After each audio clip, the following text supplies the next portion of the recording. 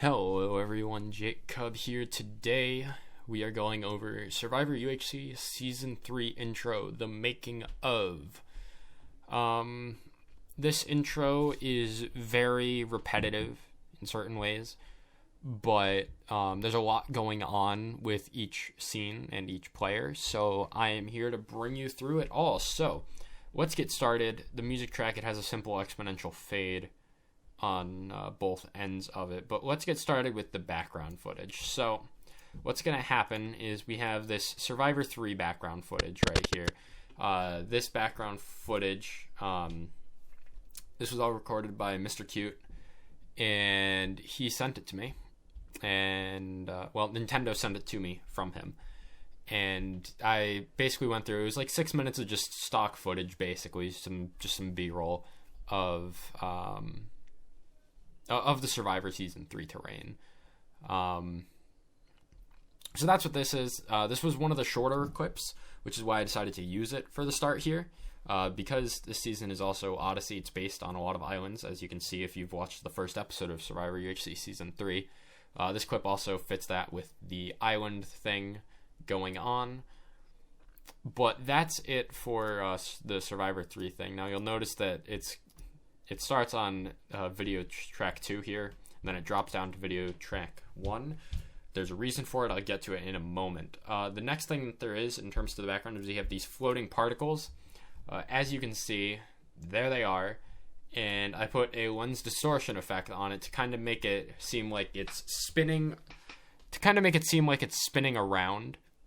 That more so comes into play once we get into the actual players.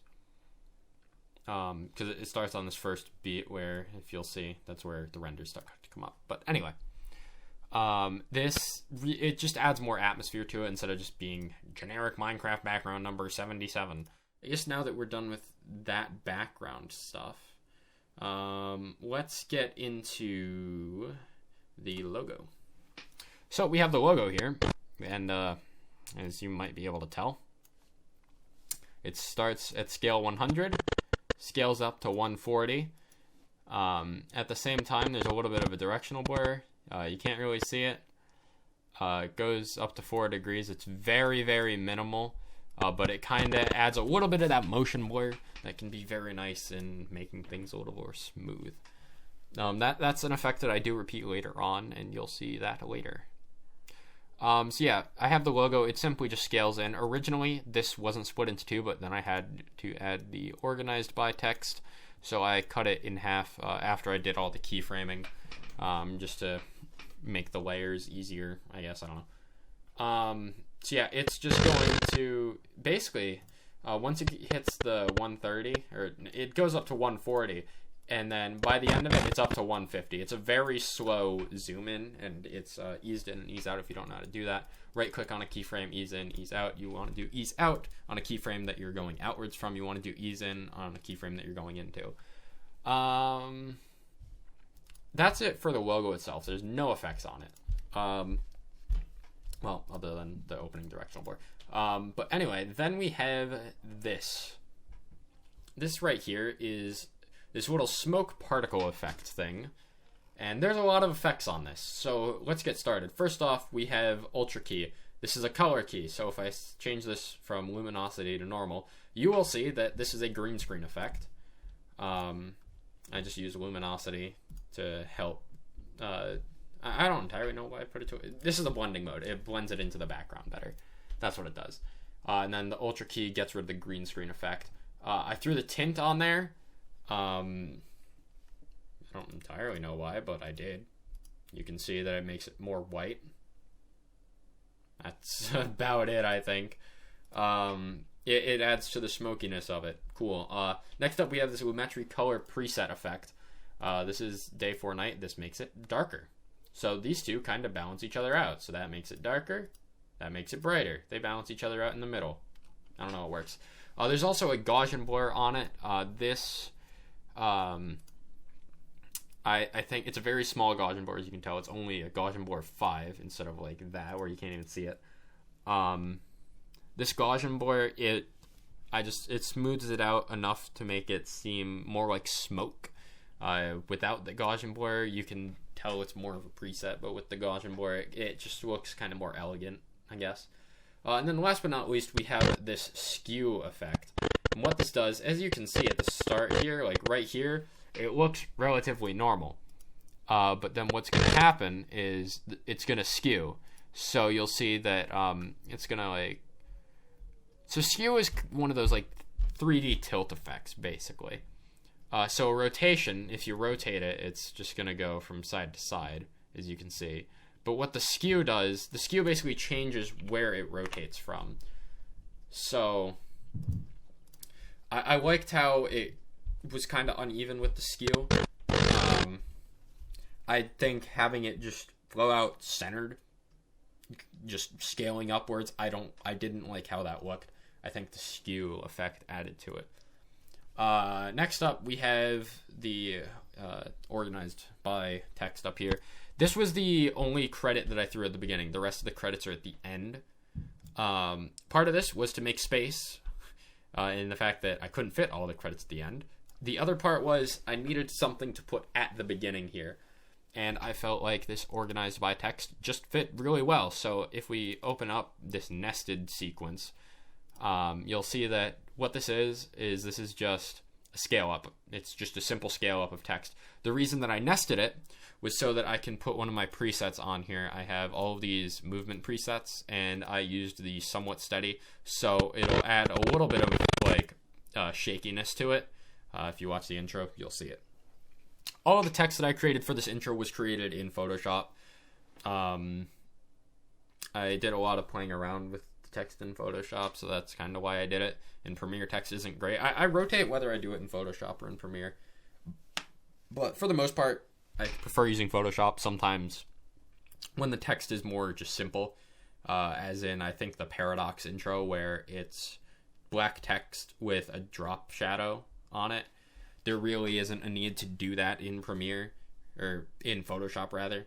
But for the more complicated stuff where I added like a drop shadow, I added an inner glow or an inner shadow, etc., etc., I prefer to do more complex stuff with Photoshop. Anyway, that's all that text does. So now it's all just going to fade out very slowly, and then we are going to get to this keyframe here. And this is where stuff starts to change. We are now going to be getting into the players. So what's going to first happen is we have Survivor 3 over Survivor 3. So what this is, this track that I have selected in white, right here, this small piece, this has a color key and a Gaussian blur on it. The Gaussian blur is on all of the background footage. So the only unique thing about this is the color key. What the color key does is it removes colors from an image. So if I make this layer invisible, and then I go through, you'll see that it's going to take out the color of the sky, right? But what I did is I added enough color. So if I go all the way over to 255, you'll see that there is almost nothing left underneath when I color key it all out. So it's going to just look like a very smooth transition. So if I go to this keyframe here, you'll see that it's, instead of doing your stereotypical cross-dissolve transition, because of how easy it is for the color key to pick up the sky, I felt like kind of experimenting a little bit, and that's what I did. Yeah, I don't think there's too much more for me to say about that color key transition. It's just a simple 0 to 255. That's the max number it can go to.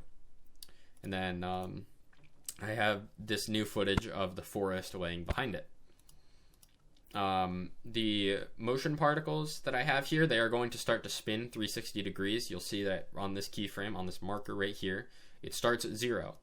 Then as we go through, you'll start to see, if I click on this one, that it's slowly going to go from 0 to 360. Each of these keyframes is 360, and then it's just going to go up by 360, etc., etc. Let's go back to Dibs, the first player in this intro. The players were done in alphabetical order to some degree. I think the only one that isn't like that is technically Glenn, because, well, the underscore technically comes before D in alphabet. Like, when you let it A to Z sort, your computer, when you let it A to Z sort, it's going to put the underscores first. But technically, Glenn, the first letter is G, so that's why I put it after Dahi. But other than that, this is all alphabetical order. So let's start layer by layer. We have the bar, and I'm going to make all these other layers opaque for now, so you can't see them. So what is going to happen with this bar? You'll see it's just a bar at 50% opacity. I made this bar in Photoshop. It's literally just a black rectangle at 50% opacity. And what it's going to do is it starts at -15, and it starts very scaled in at 260. And it's going to scale downwards to 110 and 0 degrees rotation. It's not going to rotate anymore after that. The renders will, but I'll get to that. The purpose of this bar is to kind of organize where the player looks. Now, if I get rid of this bar and I bring up all of these other layers, is there anything wrong with this? Technically, no. Like, this, there's a form to it. This is like, the text is somewhat centered in the middle, off to the side on the other side of the render. But adding the bar to it gives this a lot of structure. So that's the purpose of the bar, really. Next up, let's go to the render. So there's two layers here. There's Rotan Dibs and there's Rotan Dibs. That doesn't explain much, does it? So these two both have the exact same motion. The only difference is the one under it is going to have this radial shadow effect, but I'll get to that. This follows the same exact motion as the bar, just in a different scaling, because the render is going to be a smaller file than the bar is, so I have to change the positioning up a little bit. But yeah, it's just going to go from one side to another, really. The main difference between the bar and the actual renders is that there's actual rotation. So it goes from -15 to 0, just like the bar does, but then it's going to keep rotating 2 degrees. Now, this rotation really does not do much, but it's subtle. Like, it's subtle enough where you don't notice it, but if it wasn't there, you would notice it, that there is no rotation, and it would probably look not as interesting. So I think that subtle rotation adds quite a bit. Thanks, autosave. Let's go to the next thing then. I think that would be this radial shadow. So the reason that I have to do this radial shadow, if I opaque this top layer here, okay, never mind. I don't think I necessarily needed both of these. What you can do, if I click shadow only, then I'm going to need both layers, and you'll see why. But when I declick shadow only, I didn't need to do 2 layers, but I did end up doing 2 layers of the renders for both of them. So what's going to happen is we have this radial shadow. If I turn off the crop effect, the radial shadow is going to be there the entire time. So, oh, wait, maybe there is a difference. I guess there is a little bit of a difference. I don't know. There's a reason that I have the 2 here. I'm just not very good at explaining. I'm just going to explain the function of why it's here and what it's going to do. So once we get to this position where they're both on the same thing, you'll see that there's the edge feather of 40 and the top has 100%. This means that the entire thing is cropped out. You can't see any of the radial shadow. But when I do the crop and start to go and decrease down to 0, the radial shadow is going to start coming up from the bottom. Now what this is going to be the team color of the text. Or the radial shadow is going to represent the tribe color. And that's really, like, if this radial shadow wasn't here, just look at this. All that's happening is the render is scaling back and the text is coming in. The radial shadow adds more motion to the intro. It's not too much to take away from everything that's going on, because admittedly there is quite a bit going on here. But it's subtle enough to just add that little detail that's like, it's nice. It's a nice touch. In my opinion, feel free to disagree. I'm just here to explain why I did things. That's about it. It stays the same for all the other renders. It just changes colors. That's all there is to it. So now I guess we can get on to the text for each player. Once again, I made this text in Photoshop. All of the tribes are the same exact font. Just different colors and gradients and whatever. So we have the player IGN on this video 9 track, and then their descriptive line beneath it. So that's something that I've done with. It's something I introduced in Survivor Season 2 intro to add more character to the intro. Because Survivor UHC is more of a longer form series and not your stereotypical 2-hour UHC recorded round, the cast needs to have personality.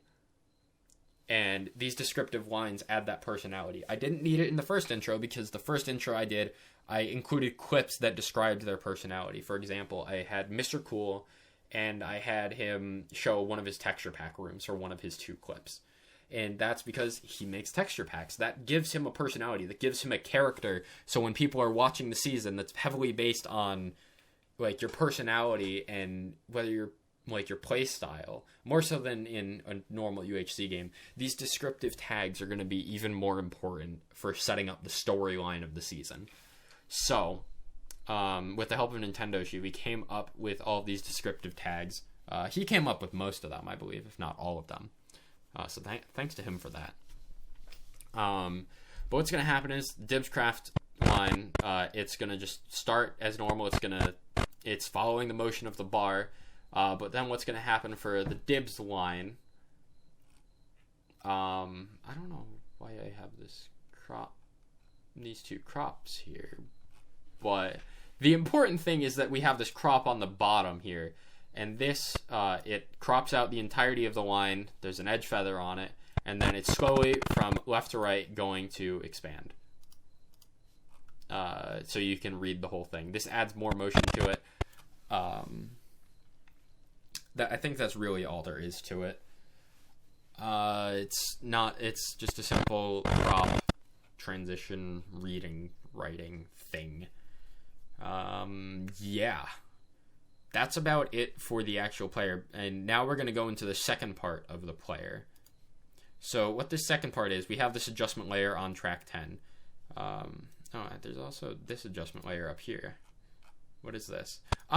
Right. Before I move on, we have the transform. So what this is going to do, it's going to do a little bit of a screen pump. So as you can see, that kind of makes it obvious. Without the screen pump, it kind of lacks some motion, but when I do the screen pump, and you can see the background, like the entire image is kind of moving, whereas without it, it looks, again, it's the small, subtle details that all combine to be enough to keep the interest. Like, on its own, this wouldn't be enough to, like, make or break the intro. Same with the radial shadow, same with the crop on the line. But altogether, it culminates to make one nice player reveal slide, basically. So that's what that is. Now, for real this time, let's move on to the second part of the players. I mentioned this earlier, but there is this very small directional blur. I used this earlier. I'm using it again. This one's actually pretty significant. It's a blur of 15, length 15 on a 90-degree angle. So what's going to happen here? To go back into the players briefly, for Dibs, for both of these Dibs renders, they are going to go from this position right here, and Dibs is going to go to the bottom corner there. Both him and the radio shadow. The line and the player IGN are going to zoom in. And actually, I probably should have described this first. I'm kind of off track today. Silly me. So what's going to happen is this Dibscraft. I remember why there's these 2 crop effects now. What these 2 crop effects do is, so there's the one crop that goes, there's one on the right, there's one on the left. What this is going to do is when the text zooms in, it's going to split in half. So you can start to see it there. You can see more of it there. So what this does is I need to put a mask on it, so that way one part, the one that goes from the right, is only going to crop, like if I... Basically, I need to split the screen in half so I can have them fade out from the middle. That's the purpose of the masks. The shapes are not perfect by any means. But yeah, that's what the purpose of the mask is, and the keyframes are a little bit off, but that's just because I don't know, the way I did the masks, they aren't always perfect, but you can tell that like they kind of split evenly enough for each one. So that's the purpose of those crops. It's to split the text in half. It adds more. It makes it seem like it's zooming into your face and then it's going out of your line of sight almost. Like it's a little eye trick. It's an illusion almost. The dibs line is simply just going to scale up and fade out. It's not that it's not that hard, but this one's definitely a little more complicated. So back to this directional blur. This is going to happen over as somewhat of a transition between part 1 of the player and part 2. So, part 2 is we have the tribe logo and we have sequence 04. Sequence 04 is every single player clip in the intro.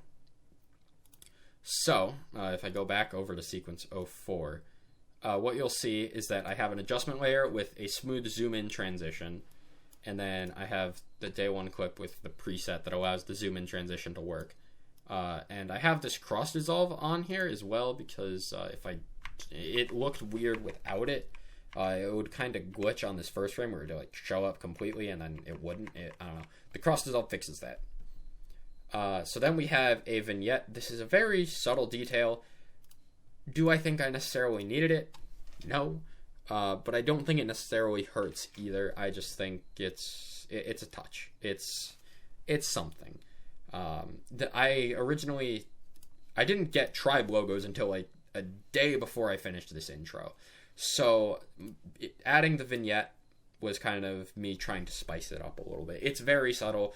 It doesn't make that much of an impact, but it's there. It's worth mentioning. I have a bunch of vignettes on my computer, and I just kind of throw them in whenever I feel like it. So I don't know how to create it in Premiere. I just kind of throw it in. But anyway, let's focus on the more interesting part of this. I explained how dibs goes to the bottom corner. There's the directional blur. There's the smooth zoom in, and then at the end there's going to be the smooth zoom out. But the coolest part about this is the tribe logo. So what's going to happen here is, once again, I'm using the bar on the bottom, and then I have 4 of the tribe logos going from side to side. Now, this required some math, so if I go over to this tribe logo, you will see that the first tribe that I did was Onagata, because those were the first renders that I did. So I had to kind of do the math myself. I separated them all by 300, so if we start on this first one, I don't know, I'll get to the adjustment layer. So this first one, it goes from 1860 to 1560. This one goes from 1260 to 960. This one goes from 660 to 360. So you'll see that each one jumps in 600 and goes down 300. So this is an equal movement between each one. Now, the reason that I'm going to keep using this one, even though I'm going over the Roatan tribe for this player. This adjustment layer, what it does is it fades it out on one side, because not all renders completely cover the corner. For example, let's see, I don't think Edvin's the best example. Evader's a good example. If I go to the tribe logo and I take off this adjustment layer real quick, and then I go back over here, you'll see that the tribal camp shows up under his arm. I didn't want that. I wanted the render to kind of be a blockade almost of sorts. Whether I should have done that, I don't know. I just feel like I wanted it. I didn't like it how it kind of just showed up in those corners there. So I added that crop effect to make it stop kind of in the middle of where the renders were placed. So each of these tracks are exactly 15 seconds long. And then there's the bar on the bottom. You have it going from side to side. It's linear. This is one of the few times where I used linear and not zoom in, zoom out. I wanted the motion to be consistent. I think it actually just moves by 1 unit every single time. I think it actually does. But that's really about all there is to it. There's the 4 tracks. So I'll use Roatan as the example here. So this bottom track is going to go from negative 260 all the way up to 660. So actually, let me just delete all of these. No, maybe I shouldn't delete all these. We'll start with this one here that goes from 360 up to 1260, I guess. So what's going to happen is, maybe I shouldn't have used that one. I'll get it right eventually. Let's use this track right here. It's going to start from 960, and you'll see that it's going to fade out because of the crop that I have on top. Now, what's going to happen here is that on this frame, on the 30 seconds right here, it's going to start to be dissolved by the crop because it's going to keep going and fading into the crop. Now, what's going to happen is, because this one is fading out, I need to make the illusion that on the other side, one is coming in. So that's what this effect is for. As you'll see, it's starting to come in now from the other side at the same motion, at the same exact split up distance. So I originally did them all split in 5-frame intervals for Anegata, but once I had the timings down, I just copied them over onto the other tribes. That's about it for the tribe stuff, I believe. This is the same exact motion for every single tribe. It's just that the motions are inverted. So Roatan is going to go from, as you'll see, Roatan is going to go from left to right, whereas Anegata is going to go from right to left, because the render is going to be on the other side. Everything is mirrored on this one. The renders are on the left instead of on the right. The text and yada yada yada. You get it. I think that goes over pretty much everything. This is a very formulaic intro in the way that it's set up. There isn't anything too crazy about this middle sequence area. So now I'm going to move on to the credits. So for the credits, we're going to start, and guess what? The logo is going to show up, and the smoke is going to happen the exact same way that it did at the start of the intro. This is a nice callback to kind of bring the intro to a closer. And then what's going to happen is similar to how I did the organized by text. We have the sequence nested. We have intro by, renders by, logo by, and then special thanks to the helpers. So it's just a simple scale up with a crossfade in the middle. And then what I can do is I can throw my preset on there. And that's about it. I can throw my preset to add a little bit of shakiness and more motion to it instead of just a simple zoom in. And then the intro is going to fade out. What happens here? So this logo actually doesn't move at all. This logo you'll see is at a scale of 5,000. And you'll see that it's at opacity 0. If I set this to opacity 100, you'll see that it's entirely black. Instead of... I'm gonna turn off this layer momentarily. If I put a cross dissolve on here, what you'll see happen is you'll see parts of the terrain through the logo. Now, I didn't want that. So what I did is I just scaled up and zoomed in on one of the blacks of the logo, like one of the black parts of the logo, up to scale 5,000 because I had to. And I used that as my fade out instead. That's about all there is to it. I just think it looks nicer that way. But I think that just about covers everything in this intro. It seems rather complex, maybe. I don't know. It seems rather complex looking at this timeline, but it's very formulaic, very orderly, very organized for the most part. Once I had all the motions down, a lot of it was rather simple, just copy pasting, but the formula had enough going on to make it interesting and not boring, even for how long of an intro this is. This is one of the longest intros I made at 1.5 minutes. So now that we're at the end, I guess I can say this intro was heavily influenced by one of the Pokemon Sword and Shield trailers. If you look up some of the Pokemon Sword and Shield trailers where they showcase some of the new Pokemon from those games, you'll see the formula is extremely similar. I took my own creative liberties on it, as you can probably tell. But that's where the inspiration for this intro came from. And overall, I am very happy with how it turned out. I hope you all enjoyed this making of Survivor UHC Season 3 Odyssey. And I will see you all next time.